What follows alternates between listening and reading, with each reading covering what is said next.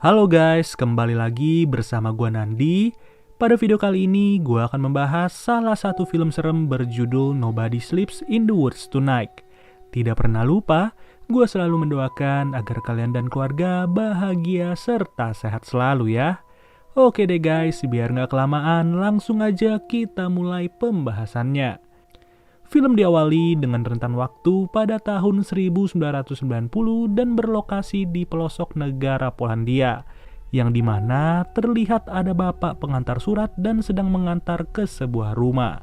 Ketika masuk, ia merasa tidak ada yang salah sama sekali sampai di mana bapak itu melihat seorang wanita yang sedang membilas baju dan cuciannya sudah dipenuhi lumuran darah. Lalu, bukannya curiga, bapak itu malah mendengar suara aneh dari sebuah lubang kecil di sebelah rumah. Yang celakanya, si bapak mulai merasa penasaran dan ia pun menghampiri lubang itu secara perlahan. Namun ternyata, ketika si bapak ingin pergi, ia malah ditarik secara tiba-tiba dan terseret ke dalam lubang sampai-sampai menghilang dalam sekejap. 30 tahun kemudian, terlihat ada sebuah minibus yang melintas di antara luasnya hutan Polandia. Kalau dilihat-lihat sih, sepertinya bus ini sedang membawa rombongan orang yang akan berkemah di suatu tempat. Benar saja, sembari absen, mereka semua pun disuruh mengumpulkan HP dan laptop satu persatu agar lebih fokus menjalani aktivitas. Setelah dijelaskan, ternyata tujuan dari kegiatan ini agar para murid tidak lagi kecanduan dengan gadget mereka masing-masing.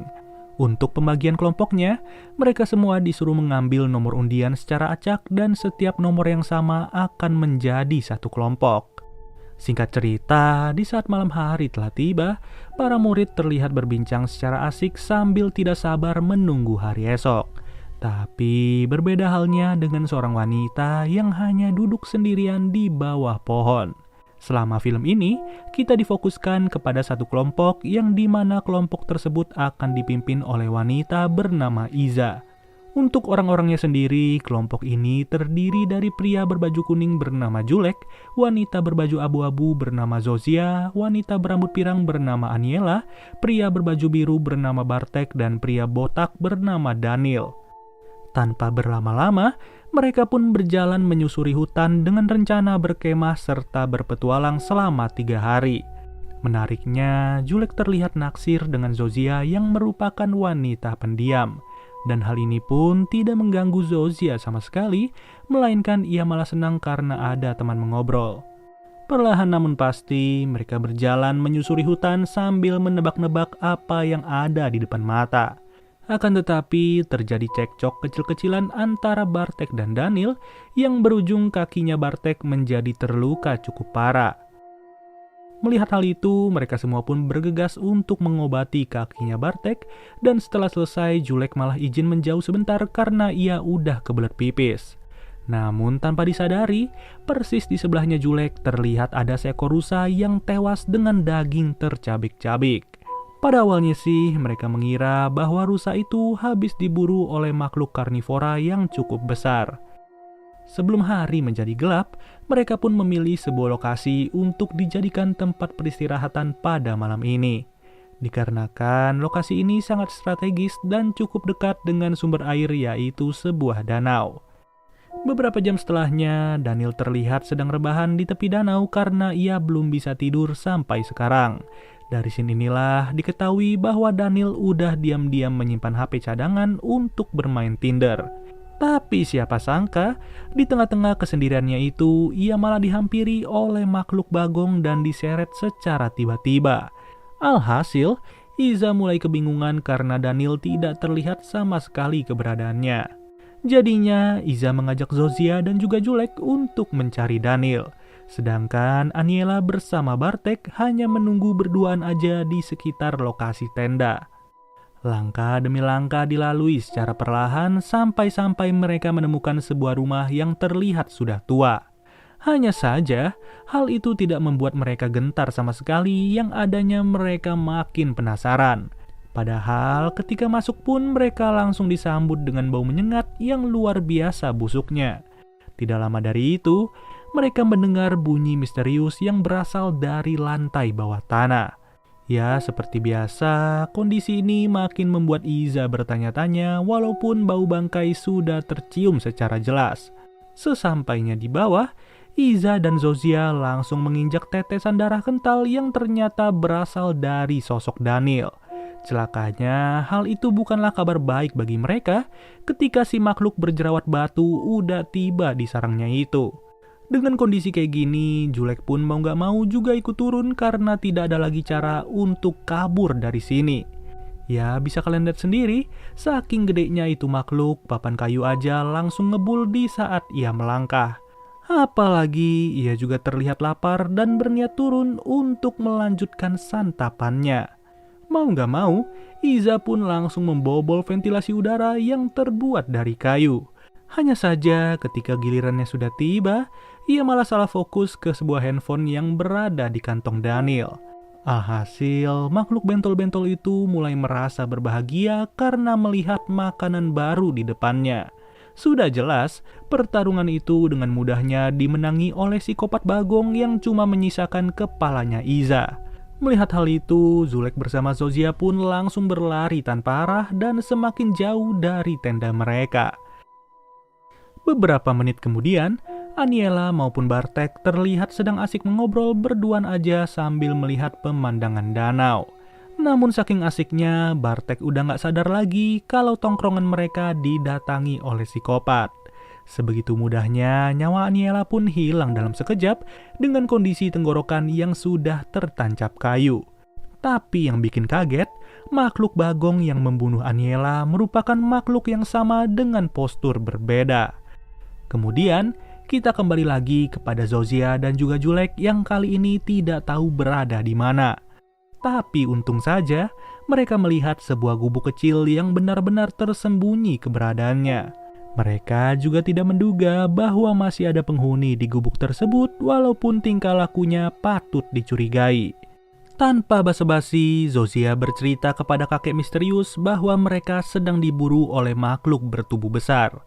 Hal yang sama pun juga berlaku kepada Bartek, yang dimana ia tidak sengaja menemukan sebuah gereja dan terdapat mobil di halamannya. Kabar baiknya, ia pun disambut dengan ramah oleh seorang pastor meskipun keadaannya sedang tergesa-gesa. Apalagi pastor itu juga menawarkan sebuah telepon yang sayangnya tidak ada sinyal sama sekali. Tapi ternyata si pastor langsung menghajar Bartek sampai-sampai ia tidak sadarkan diri. Saat terbangun, Bartek pun sudah berada dalam posisi disekap dan juga diikat oleh pastor itu. Entah apa alasannya, yang jelas si pastor langsung bergegas keluar karena ia mendengar suara yang cukup berisik. Setelah dilihat lebih jelas, ternyata suara itu berasal dari sebuah mesin penggiling kayu. Naasnya, pastor tersebut harus dikejutkan dengan kehadiran salah satu psikopat yang dimana kedua bola matanya mulai dicolok sampai jebol. Tidak sampai di situ, ia juga dimasukkan ke dalam mesin penggiling kayu sampai-sampai tubuhnya hancur tidak tersisa. Satu-satunya hal yang bisa dilakukan oleh Bartek setelah mendengar suara teriakan adalah kabur melarikan diri. Tapi ia pun harus bersembunyi di dalam sebuah lemari karena psikopat itu sudah masuk ke dalam gereja. Dan lagi-lagi, bukannya Bartek berhasil selamat, melainkan keberadaannya sudah diketahui oleh makhluk itu. Di lain situasi, kakek tua yang dihampiri oleh Zozia dan juga Julek pun mulai bercerita. Ia berkata bahwa dirinya pernah menjadi korban dari makhluk itu yang membuat kedua kakinya hancur tanpa berbentuk. Di titik inilah si kakek memberitahu Julek maupun Zozia kalau psikopat itu ada dua orang. Lebih tepatnya, dua orang kembar yang dulunya merupakan anak-anak baik dan juga nurut kepada ibunya. Namun naas, semua itu berubah di saat mereka menemukan sebuah batu misterius di tengah hutan. Karena penasaran, batu itu pun dibawa pulang oleh mereka dan disimpan di kolong ranjang. Tapi tiba-tiba, kedua anak itu langsung dipengaruhi oleh hawa sihir yang begitu gelap dan juga sadis. Celakanya, si ibu malah baru sadar di saat pagi hari ketika ia melihat kedua anaknya lagi gadoin anjing peliharaan mereka. Udah gak kebayang sih kayak gimana, ibu itu pun syok dalam sekejap melihat tingkah laku kedua anaknya. Bahkan, ia hanya bisa berburu rusa hutan untuk diberikan kepada anak-anaknya selama puluhan tahun. Sampai suatu hari, si ibu yang ingin memberi makan malah terpeleset dan terjatuh ke dalam lubang. Yang dimana hal itu juga menjadi pertanda buruk karena kedua anaknya sudah membabi buta dan berhasil kabur dari ruang bawah tanah. Setelah mendengar cerita itu, Zozia pun bergegas mengajak Julek untuk kembali ke rumah psikopat. Dengan tujuan mereka akan berusaha mengambil handphonenya Daniel dan meminta pertolongan. Tapi yang bikin bahaya, psikopat itu terlihat lagi berada di dalam rumah dan sedang memakan tangannya Daniel secara mentah-mentah. Hal itu pun diketahui oleh Zozia maupun Julek, yang hebatnya Julek berencana memancing psikopat Bagong dengan suara berisik. Apabila psikopat itu berhasil keluar dari rumah, maka momen tersebut akan dimanfaatkan oleh Zozia. Namun ternyata, psikopat itu tidaklah bodoh dan ia mengetahui Zozia yang sudah berhasil masuk serta mengambil handphone Daniel. Beruntungnya, Julek juga menyadari hal tersebut dan ia mengganggu makhluk itu sampai emosi. Luar biasanya, tanpa menggunakan senjata sama sekali, psikopat Bagong malah masih aja memakan lidahnya Julek secara utuh. Waktu demi waktu berganti dengan cepat dan Zozia baru sadar dari pingsannya. Seketika itu pun, Zozia yang menyimpan handphonenya Daniel langsung mengambil potongan tangan untuk membuka fingerprint. Tapi yang bikin kesel, baru saja terbuka, handphone itu malah langsung mati karena udah lowbat parah. Apalagi kondisi Julek udah gak bisa ngomong sama sekali dengan lidah yang tidak terlihat bentuknya. Di dalam rumah yang sama, kedua psikopat kembar terlihat lagi nyantai dan bersiap istirahat sejenak. Kalau kayak begini situasinya, kecil kemungkinan bagi Zozia untuk bisa kabur dari rumah ini. Satu-satunya hal yang bisa diandalkan oleh Zozia adalah dengan menggunakan golok yang berada di ruang bawah tanah. Alhasil, ia pun beranjak naik secara perlahan sambil mengendap-endap untuk membunuh psikopat berjerawat batu. Untung saja Zozia melakukan rencana itu dengan mulus dan ia pun langsung berlari sekencang-kencangnya dari rumah tersebut. Sampai pada akhirnya, ia pun menghampiri seorang polisi yang kebetulan sedang patroli di wilayah itu. Tapi baru saja pergi beberapa ratus meter, si polisi malah berhenti karena melihat psikopat itu sedang terkapar di tengah jalan. Ya mau gak mau, kalian bisa lihat sendiri bagaimana psikopat tersebut langsung membelah dua tubuh polisi itu. Melihat hal itu, Zozia pun udah gak mau lagi menunggu lama dan ia pun langsung mengambil alih kemudi untuk kabur sejauh-jauhnya. Awalnya sih ada sedikit kendala untuk menghidupkan mesin, namun untungnya hal itu bisa diatasi dan Zozia pun kabur dengan selamat. Hanya saja di momen ini Zozia tidaklah benar-benar kabur, melainkan ia ingin melindas makhluk itu berkali-kali sampai puas. Emang benar-benar ya, padahal situasinya udah bisa kabur tapi masih aja banyak gaya. Yang bikin gue takjub, psikopat itu tidaklah tewas sama sekali, melainkan ia sudah siap untuk berburu mangsa kesekian kalinya. Pada intinya sih, film ini berhasil bikin gue deg-degan pas lagi nonton sendirian aja. Dan jujur ya, gue berharap semoga ada sequel lanjutan untuk film ini biar kita bisa lihat aksi dari makhluk bentol-bentol. Oke deh guys, mungkin segini aja pembahasan dari film Nobody Sleeps in the Woods Tonight. Sampai bertemu lagi di video berikutnya. Gua Nandi cabut dulu. Dadah.